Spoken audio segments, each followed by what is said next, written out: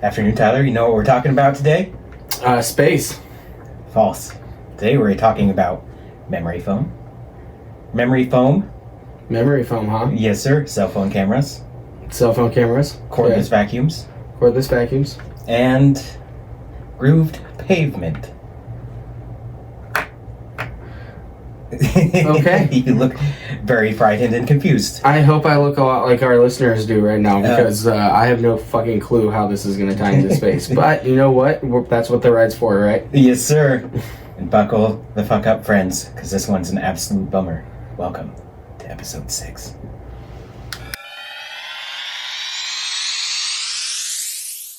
Welcome in, guys, gals, non-binary pals, and Neil. I'm Kyle. And my name's Tyler. And we're the astronauts. Welcome to episode 6, part 1, hopefully. So, Tyler, in the cold open, I stated we were talking about cordless vacuums, memory foam, grooved pavement, and smartphone cameras. Yes? Yeah. So, we are doing this episode because I had a bummer-ass day yesterday, and I stayed up till like 3 o'clock this morning writing an episode that I think is very important. Is that before or after the time change? Fuck, I forgot about that. Because we went from 1, 2, 3. Yes. Both. I was up at the same time, my friend. So, I didn't just write this episode because it was a bummer. I feel like this is a very important thing to discuss because progress comes at a price. Yeah, absolutely. A lot of the things that all the things that I mentioned in the cold open and literally 5 seconds ago were all products of NASA. Okay. All these were developed because NASA saw a need, and they weren't just... So saying they were developed by NASA is kind of wrong, especially like the cordless vacuum part. So all these advancements we enjoy every day, right? Right. And we see the cool things that NASA has done, the cool things that they have given us, and we don't really think about the cost associated with these advancements, right? Yes. So, this episode and the second part of this episode, I want to talk about the price that we have paid for the advancements that we have made, both in space travel as well as just consumer electronics and things that have made our lives easier, because all those things have come at a price. Glad we got beer for this episode. Yeah, I told you guys this is going to be a deep episode. It's fucking going to be a bummer. So like I said, I stayed up late. This is the most researched episode we have done so far. So, all the cool stuff? Nah. Research is going to be secondary. All the sad stuff? Here we go. So, the first thing, cell phone cameras were invented by the JPL laboratory. Okay.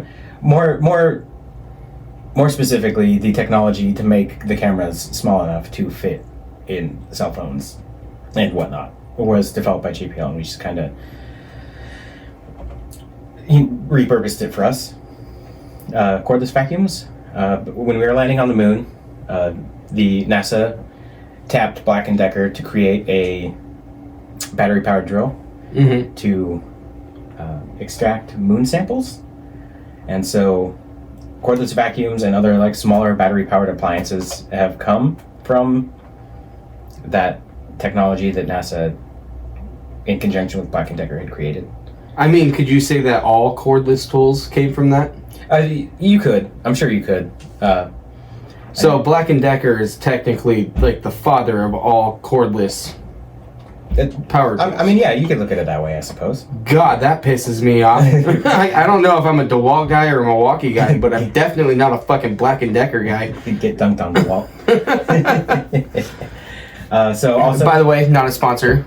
Black & Decker, DeWalt, or Milwaukee. We are a space podcast, Black & Decker, and you guys are pioneers, so there you go. Money. Tempered foam, also known as memory foam, was developed by NASA for... God, that shit's so comfortable. Yeah, thanks, NASA, for the comfy sleeps. It was originally invented as cushion for, crash protection. Okay. And now we sleep on it. Were those airbags on the Pathfinder made out of mattress so comfortable, Land Rover on the moon. Or on the Mars, fuck! Jesus, man, and it spreads. I've had coffee and it's only noon. You guys, I'm so sorry. Don't you take that away from me. He's only taken one drink out of that beer. A drink and a sip. Fuck you. So, also, grooved pavement was brought about by NASA. They saw a need because space shuttles still come in hella fast when they come to land. Mm-hmm. And the grooved pavement allows the water to seep and run off. Because if you're landing a shuttle and it hits a puddle, it's going to hydroplane and go... You think female astronauts wear bras? See what I'm going at with that? The groove payment, bouncy, bouncy, bouncy, bouncy, Jesus. bouncy. It'd be for... Oh, Jesus Christ. That almost went so far over my head, you guys. God, I hate you so much. Side tangent. When they were making the original Star Wars, George Lucas told Princess Leia, Carrie Fisher, to not wear a bra or panties because they didn't wear underwear in space. And Carrie Fisher told him to go fuck himself. So, weird. Interesting Star Wars fact I didn't think I'd learn on an episode like this, but That's okay. what I do instead of talking to women. I read things. About women. Not wearing underwear. I wish That I could doesn't insert the surprise Pornhub me. intro right here. It'd be perfect. None of that surprises me. Fuck you. So, all joking aside, this is gonna be pretty. Hope you guys enjoyed that laugh because we're done laughing. I will try to keep the mood light. Yes, we'll keep it light. I mean, obviously, we're gonna try and be respectful because we are talking about the cost of human life that has come with the advancement in both our space program as well as the civilian side. So I was looking up. I've been putting together a timeline, and so far, I have mostly. We're going to be covering, because this is not specifically an American thing. Right. We've had, Russia contributed to the, totally unpopular opinion. Ethiopia too, right? No. We did not win this unpopular opinion. We did not win the space race. Russia did. We just won the race to the moon because first artificial satellite, Russia. First man in space, Russia. First spacewalk, Russia. First docking of 2 spacecraft, Russia. So, yeah. I mean, can't you say that the space race is still going on? No. I mean, it's kind of started back up as we're racing to Mars. I almost said the moon again. God fucking damn it. But God, the words that start with M. Right? Moon, Mars, mayonnaise. So this episode is we're going to be covering the Apollo 1. Okay. It was commanded by Gus Grissom with Ed White and Roger Jesus B. Chaffee. They were on AS-2004, known as Apollo 1. They died while conducting launch rehearsals at Launch Complex 34 in Cape Canaveral, Florida on January 27th, 1967. Apollo 1 was scheduled to launch on February 21st in 1967. So just under a month before this mission was scheduled, they were killed performing a launch rehearsal. So around 1 p.m. on January 27th, 3 astronauts entered the command module in their fully pressurized suits and were strapped into their seats and hooked up to the spacecraft's oxygen and communication systems. Once they were strapped in, Commander Grissom noticed a smell coming through his suit, and they delayed the exercise until about 1:20 p.m. So about 20 minutes. No, exactly 20 minutes actually. He compared the smell to sour buttermilk. Okay. So the crews, the launch pad crews came in, and they couldn't determine a source of that smell. So they continued. After they couldn't find a source of the smell, so they're like, oh, that's fine.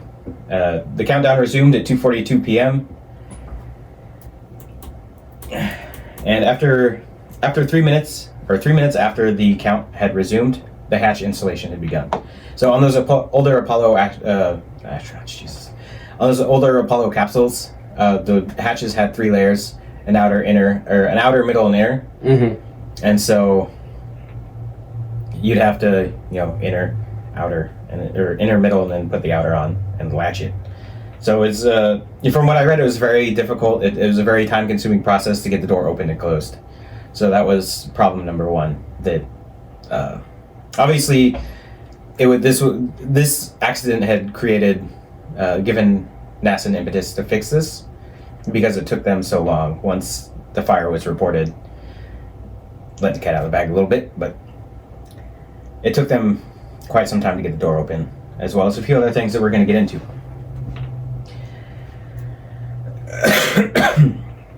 So as they were, another contributing factor, no, actually, we'll just get into it. We're not going to, sorry, this is, my keyboard is very loud. Let me find, hold on, my notes are fucking awful. So, God damn it, I lost my spot. Monkeys. So the outer latch was left kind of ajar. Well, not ajar, but it was not like fully latched, I guess, from what I read. But after the hatches were sealed, the air in the cabin was replaced with pure oxygen. Like, pure oxygen. The crew members were running through their checklist when a momentary increase in AC power was reported. And then 9 seconds later, one of the astronauts, some of the laboratory analysts indicated it was Grissom. He explained, hey, fire or flame. This was followed by 2 seconds of scuffling sounds through Grissom's open mic. This was immediately followed by someone believed by the listeners to be Chaffee saying, we've got, or I've got. The transmission was pretty garbled at this point. Got a fire in the cockpit.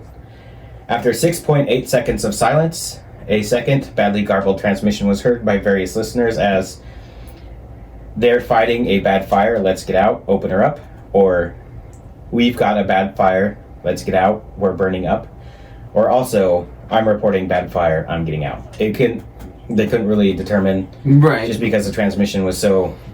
But essentially, there was a fire, and they needed to try and get the fuck out of there. Yeah, in a sealed, 100% oxygen environment. Yeah, that's not good. No, the transmission lasted for 5 seconds, and it ended with somebody crying out in pain. Oh wow. So, one of the contributing factors to what made this incident so made it harder for the launch pad crew to get in is the fire. The equipment they were given was rated for noxious fumes, not smoke. Right. So they were unable to safely get to the cabin and open it up because their respirators weren't what's the word I'm looking for? Were rated for smoke. So that took some time. The heat of the pure fire oxygen caused the command pod's inner walls to rupture because it built up so much pressure from the heat and the gases. So all these exercises were monitored via CCTV, so they could watch. Essentially, Mission Control was kind of watching the not firefighters, but the astronauts kind of scramble to get unbuckled out of their seats and get to the hatch. So when they finally, it took 90 minutes to get the hatch open. Wow. And so not only did they not have the proper respirators to get safely into the command module, they also had 3 layers of hatch to remove to get in. When they finally got the hatch opened, the Grissom and I believe it was Chaffee were on the floor. They were got out of their seats to try and get to the hatch, but unfortunately they didn't make it. Oh fuck, I'm forgetting his name. Hold on, stand by. Sorry.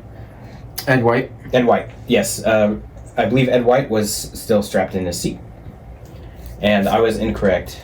It didn't take them 90 minutes. It took them 90 minutes to get the astronauts out because the fire had burned so hot that they were fused to the inside of the cabin. So it took them 90 minutes to remove them. And after the fire had been put out, and after the astronauts were removed, and obviously a very heavy investigation began to figure out the cause of this accident. So we're gonna back up a little bit, because this is I want everybody to understand that this was not. I want everybody to have an entire picture of like what happened. So, upon removal, a autopsy was performed on all three astronauts. They all had died of cardiac arrest via smoke inhalation. Yeah. Which is understandable. Yep. Grissom and Chaffee both had third-degree burns. I believe a little over a quarter to half of their bodies, and their suits were melted. Ed White, who was still in his seat, had the most minor of burns. His suit was only partially damaged, and he had third degree burns about a third or a quarter of his body, but he still had burns. Luckily, I guess I don't want to say luckily because it sounds like kind of shitty to say, but luckily they were all probably at least unconscious or dead by the time they started burning, so they didn't have to deal with that. But so during the investigation, they investigated and found probable causes not probable causes, but points that they needed to improve on, as well as what caused the fire. It was an ignition source, obviously, in a 100% oxygenated environment. Vulnerable wiring carrying spacecraft power, as well as vulnerable plumbing carrying a combustible or corrosive coolant. So these capsules were cooled with propylene glycol. It's basically what we use to de-ice aircraft. Yeah. And I used to work for the airport in Redmond many moons ago, and I remember we had an excessive amount of propylene glycol sprayed into an engine. And when they fired that engine up, it was a big boom. Like, it rattled the windows of the terminal so much that the ticketing agent radioed us outside and it's like, "Are you guys okay?" Wow. A combustible and corrosive coolant, as well as an exposed wire, is what started the fire, as well as, again, 100% oxygenated environment. Just fed the fire. The cabin was sealed and could not be quickly removed due to the high pressure. So the high pressure inside the capsule was basically pushing on the door. It's like when somebody's pushing a door and you're trying to open it and you can't quite get that latch to turn. And that was definitely made rescue harder. An extensive distribution of combustible materials in the cab. So just having things that are not easily flammable, but combustible materials. And inadequate emergency preparedness. So not having the right equipment. Yeah. And I guess another one could be the launch pad crew not having adequate training to get that door open. Right. In case of an emergency. So the review board determined that electrical power momentarily failed, and found evidence of several electrical arcs on the interior equipment. They were unable to kind of determine a singular ignition source.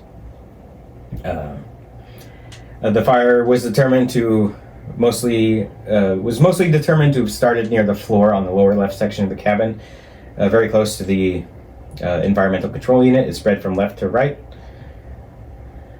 From the left wall of the cabin to the right, with the floor being affected only briefly. The board noted that the silver-plated copper wiring running through the environmental control unit near the center had become stripped of its Teflon insulation and abraded, so cut by repeatedly opening and closing of a small access door on the floor paneling. So it's basically, it's like a plane crash. It takes a lot of several factors. Just kind of stacking up for chaos to happen. The weak point of the wiring was also found to be in conjunction or near a junction with not propylene glycol, sorry, ethylene glycol, and a water cooling line that had been prone to leaks. So they say prone to leaks, so I kind of want to think that they had some inkling that was an issue. Yeah. But for whatever reason, they decided that was a non-issue, I suppose. I don't want to throw shade or anything. My guess would be that we were trying to beat the Russians. So we're just like, this isn't a... Well, not only that, but knowledge of just how if you look at what we were just, installing houses in the 90s and early 2000s, we were still putting asbestos and shit in the early 2000s. So the fact that in the 60s they were overlooking safety things, that really doesn't surprise me. Yeah, and as well as we weren't sharing information between... because why would you? We're trying to win a race. Yeah, because that almost led to disaster. The first spacewalk, like I said, was conducted by the USSR. Yep. And nobody knew, because this whole space thing was brand new. Yeah. They didn't know that when you exit an aircraft or a spacecraft in a zero gravity environment, that air pressure inside your suit is going to expand, because any pressure from the atmosphere and air pressure is going to keep that suit kind of mushed, I guess. And once you take that away, your suit's going to balloon up and inflate. So the first Russian cosmonaut that did the spacewalk, his suit did that, and he had to bleed pressure out of his suit to be able to get back into his capsule. And he didn't... the USSR didn't say anything to anybody. And so when we did our first spacewalk, the same thing happened to us. Damn. And so it's been a trial by... It was a trial by, errors and finding out. Like most science is. Yeah. And the next... So that's pretty much the whole story of Apollo 1. Damn. You'd think that the Russians would be trying to flex on us and be like, hey, just so you know, when you do a spacewalk. You'd think so, but so the USSR, the way they handled their space program is they wanted nothing but success to be known. And that to them, that was a failure. Okay. So they kept it. That makes sense.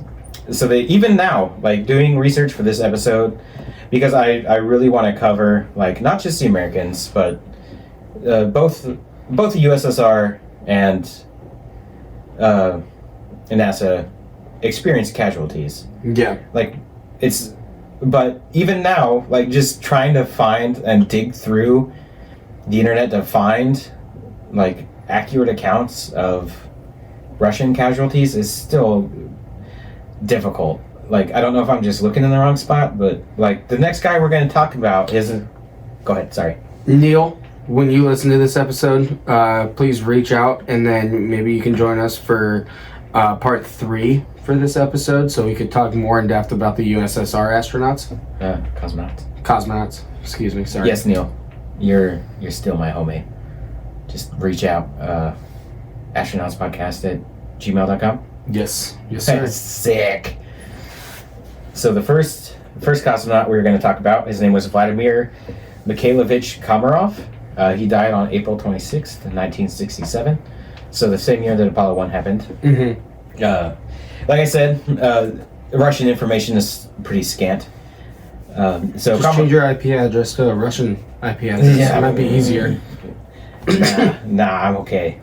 Any hackers out there that are listening? Yeah. Annan. So Komarov was the first Russian to make more than one space flight. Due to the secret heavy secrecy imposed by the Soviet Union. We still don't know much about the circumstances of this accident. But Komarov was flying in a Soyuz 1, entering Earth's atmosphere. His parachutes, the parachutes on his capsule, tangled. And they tangled several miles above the Earth's surface. That's not And good. no, yeah, once your parachutes tangle, you're pretty much fucked. And so his capsule just barreled down to the planet, just smacked down in Kazakhstan. Yeah, It's where the Russians land all their stuff, even today. really. Yeah, And they're cool with that? I guess so. I mean, what are you going to say? It's Yeah. Russia. Yeah, exactly. So, yeah, the capsule just absolutely just ballistic trajectory into the ground at several hundred miles an hour, and obviously Komarov didn't survive. He was cremated, and his ashes were placed in the walls of the Kremlin, where they're still at today. Okay. Now, was he cremated post-accident or I'm assuming so. during the accident? I couldn't find any information, but he is probably afterwards. I'm kind of trying to make a joke. Yeah. It's a No, poor taste joke, but It's a poor taste, but, I'm trying. At least I'm not joking about Americans. right. Oh, I mean, God, you're such a fucker. Rest in peace, Komarov. So we are about out of time. No shit, already? Yes, sir. Holy fuck. That was a dark fucking episode. yeah. It's a dark episode, and I don't want to be dragging everybody down, but it's important to talk about because the things that we enjoy now, the steps to get us there have cost in blood, and I want to make sure that we don't forget that the things that we have now, the things that we enjoy, and the steps that we have taken forward have come at a cost. Yeah, absolutely. And the men and women who have gotten us to this point, that have sacrificed for it, deserve to be remembered, no matter where they're from. So that'll do it for episode 6, part 1. I'm sorry, guys. We'll have a palate cleanser in between this one and the next one, just so you guys aren't just like drinking and being sad for a couple of whole weeks. week, yeah. Yeah, but anyways, thanks guys for joining us on this one, and we'll catch you in the next one. Sounds good. We here at the Astronauts are just two halves of the same idiot. Check us out on our socials. Take care, guys. Take care.